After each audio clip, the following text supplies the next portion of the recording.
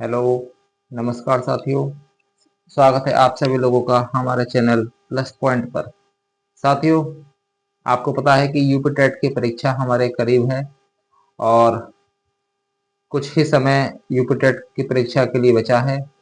तो ज़रूरी होता है कि हम अच्छे से तैयारी करें, रिवीजन करें, अपने नोट्स को देखें, है ना।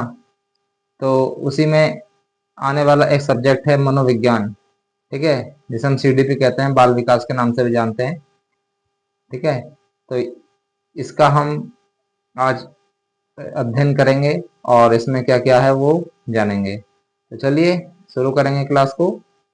और साथियों, आपको क्लास अगर ये अच्छी लगे तो आप इसे लाइक जरूर कर दें। ठीक है, चलिए आते हैं टॉपिक पर। टॉपिक कह रहा है कि मनोविज्ञान क्या है। सबसे पहले पता होना चाहिए कि मनोविज्ञान है क्या। What is psychology.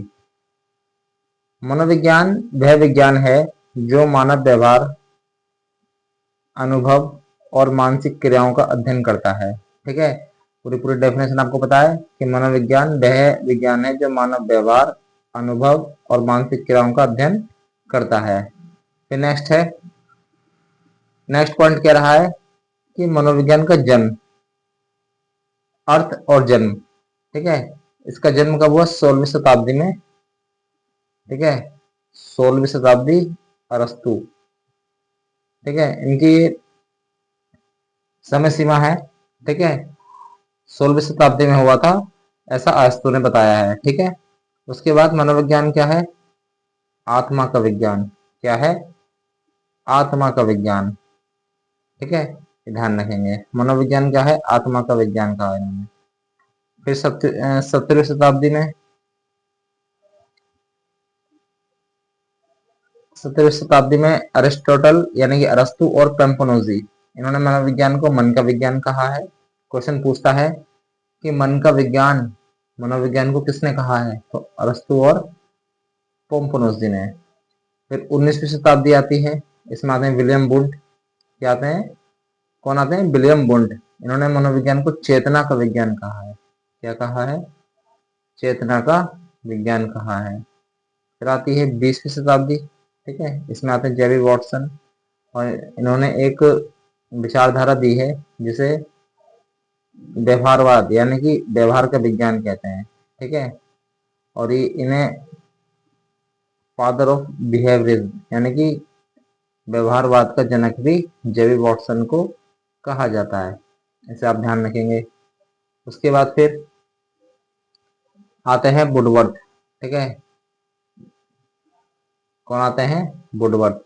इनका एक फेमस स्टेटमेंट है, पहले मनोविज्ञान ने आत्मा खोई, फिर मन खोया, फिर चेतना खोई, अब थोड़ा बहुत व्यवहार शेष है। ठीक है, ये स्टेटमेंट आपसे पूछता है कि कथन किसका है, सही हो जाएगा वुडवर्थ का। ठीक है, उसके बाद नेक्स्ट है विकास क्या है। ठीक है, ठीक है, विकास क्या होता है कि विकास तो जैसे मान लीजिए आज आपको दो का पहाड़ा याद है। मैं हर बार ये कहता हूँ, आज आपको दो का पहाड़ा याद है, जब आप कुछ टाइम आगे चले फिर आपने 5 का पहाड़ा याद कर लिया, देखते देखते आप 20 तक पहुंच गए। तो कुल मिलाकर ये जो परिवर्तन है यही विकास है। ठीक है, अब आप 2 3 6 भी बता सकते हैं, 8 चौक 32 बता सकते हैं। तो ये सब विकास के अंतर्गत आता है। ठीक है, विकास में क्या है? विकास एक सतत, क्रमबद्ध एवं गुणात्मक परिवर्तन है। ठीक है, कैसा है? सतत यानी कि रेगुलर चलता है, क्रमबद्ध होता है, तो गुणात्मक परिवर्तन है। ठीक है, अब इसके स्तर कौन कौन से हैं? शारीरिक विकास, संज्ञानात्मक विकास, भावनात्मक विकास, सामाजिक विकास और नैतिक विकास। इसे आप याद रखेंगे। ठीक है, इसे अच्छे से देख लेंगे।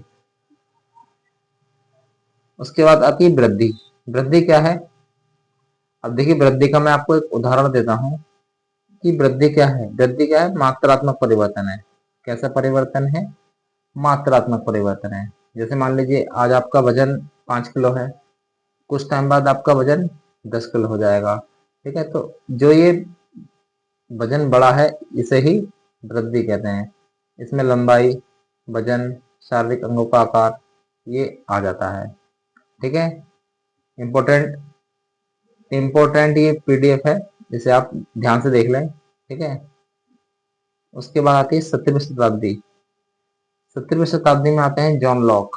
कौन आते हैं? जॉन लॉक, बहुत फेमस है ये। और इन्होंने जो है बच्चे को कोरी पटिया यानी कि टेबुलर रसा ये कहा है। ठीक है, कि जो भी आप उस पर चाहे वो लिख सकते हैं, यानी कि जो उससे चाहे आप वैसा बना सकते हैं। ठीक है, ये व्यवहारवाद को आधार प्रदान करता है। ठीक है, कुल मिलाकर आपसे क्वेश्चन ये पूछेगा कि बालक को टेबुलर रसा यानी कि कोरी स्लेट किसने कहा है? तो वो कहा है जॉन लॉक ने। ठीक है, उसके बाद पॉइंट है पहली मनोविज्ञान प्रयोगशाला, फर्स्ट साइकोलॉजी लैब, तो कहाँ पर खोली है? 1879 में लिप्जिंग जर्मनी ने। और किसने खोली? विलियम वुंट ने। और इन्हें प्रयोगात्मक मनोविज्ञान का जनक भी कहते हैं। ठीक है, ये पॉइंट आपके लिए इंपॉर्टेंट है। फादर ऑफ एक्सपेरिमेंटल साइकोलॉजी, प्रयोगात्मक मनोविज्ञान का जनक किसे कहते हैं? विलियम वुंट को। यकीन मानिएगा ये क्वेश्चन बहुत ज्यादा इंपॉर्टेंट है आपके लिए और आपके एग्जाम में ये पूछे जाएंगे। ठीक है, उसके बाद भारत में, उसके बाद हम जिक्र करते हैं भारत में। ठीक है,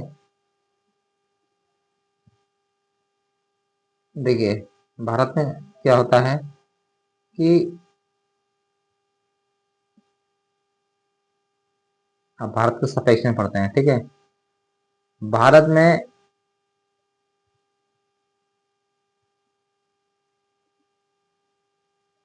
1916 में कोलकाता में डॉक्टर नरेंद्र नाथ गुप्ता, ठीक है, ये फेमस हुए थे। ठीक है, कहाँ से थे ये? हार्वर्ड यूनिवर्सिटी से इन्होंने ग्रेजुएशन किया था। ठीक है, ये भी आप याद रखेंगे। उसके बाद आता है मनोविज्ञान के प्रमुख संप्रदाय। मनोविज्ञान के प्रमुख संप्रदाय, ठीक है, पहला है संरचनावाद, संरचनावाद। ठीक है, पहला कौन सा है? संरचनावाद। इसमें क्या है कि पहली बात तो इसका जो जनक माना जाता है वो विलियम वुंट ईवी टिचनर को माना जाता है। ठीक है, और इसमें केंद्र में क्या है? चेतना की संरचना। ठीक है, जो हमारे चेतन मन में होता है उस पर इन्होंने ध्यान दिया है। फिर नेक्स्ट है प्रकार्यवाद, फंक्शनलिज्म। ठीक है, इसके जनक कौन है? William James. William James, William James की पुस्तक का नाम क्या है? Principle of psychology. और इन्हें जो है आधुनिक मनोविज्ञान का जनक भी कहा जाता है। ठीक है, ये आप ध्यान रखेंगे, आधुनिक मनोविज्ञान का जनक किसे कहते हैं? विलियम जेम्स को। उसके बाद मनोविश्लेषणवाद, मनोविश्लेषणवाद, इसके जनक कौन है? Sigmund Freud. मुख्य क्षेत्र अवचेतन मन, मनोलैंगिक विकास। इन्होंने मन के 3 प्रकार बताए, इदम, अहम, सॉरी, चेतन, अचेतन, अर्धचेतन मन। ठीक है, और इन्होंने काफी अच्छे अच्छे सिद्धांत प्रस्तुत किए हैं। ठीक है, जैसे इदम अहम परायण वाला सिद्धांत हो गया। ठीक है, तो ये सिगमंड फ्राइड हो जाते हैं। उसी प्रकार व्यवहारवाद, इसके जनक कौन है? जॉन वी वॉटसन, इन्हें जेबी वॉटसन भी कहा जाता है। इन्होंने केवल व्यवहार का अध्ययन, पर्यावरण, इनका कहना है कि केवल व्यवहार का अध्ययन पर्यावरण व्यवहार को प्रभावित करता है। इन्होंने जो है केवल व्यवहार का अध्ययन किया और ये कहते हैं कि पर्यावरण जो है व्यवहार को प्रभावित करता है। ठीक है, इसे आप ध्यान रखेंगे। फिर नेक्स्ट है गेस्टाल्टवाद। देखिए गेस्टाल्टवाद क्या होता है? मान लीजिए हमें किसी पंखे के बारे में जानकारी लेनी है, तो पहले हम पंखे के पूरे रूप को देख लेंगे, यानी कि समग्र उसका पूरा रूप देख लेंगे। फिर हम उसके छोटे छोटे पार्ट्स पर जाएंगे। ठीक है, कहने का मतलब यह है शुरू में ही बड़े पार्ट्स को देख लेना, पूरी आकृति देख लेना, फिर उसके छोटे छोटे टुकड़ों का अध्ययन करना। इसी प्रकार इसमें पहले पूरा सिलेबस देख लिया जाता है, फिर सिलेबस को टुकड़ों में बांट के उसका अध्ययन किया जाता है। इसके जनक जो है मैक्स वर्देगर है। इसे समग्रता का सिद्धांत भी कहते हैं। ठीक है, ध्यान रखिए। उसके बाद नेक्स्ट है रचनावाद। रचनावाद क्या है? रचनावाद में बच्चा जो है ज्ञान का निर्माण करता है, ठीक है। और इसमें फैसिलिटी या सुगम करता कौन होता है? शिक्षक। इसमें फिर प्रमुखों ने पियाजे हुआ, वाइगॉत्स्की हुआ, ठीक है, ये ध्यान रखेंगे। पियाजे का जो सिद्धांत है वो संज्ञानात्मक सिद्धांत है। कौन सा? संज्ञानात्मक सिद्धांत है। चलिए, उसके बाद नेक्स्ट है संज्ञान। संज्ञान क्या होता है? संज्ञान में सोचने की शक्ति पर जोर दिया जाता है। किस पर जोर दिया जाता है? सोचने की प्रक्रिया पर जोर दिया जाता है, ये ध्यान रखेंगे। उसके बाद नेक्स्ट है शिक्षा मनोविज्ञान। शिक्षा मनोविज्ञान क्या है? शिक्षा मनोविज्ञान वह शाखा है जो सीखने, शिक्षार्थी और शिक्षण प्रक्रिया का अध्ययन करती है।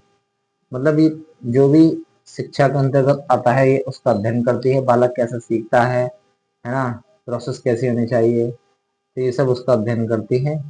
इसे शिक्षा मनोविज्ञान कहा जाता है।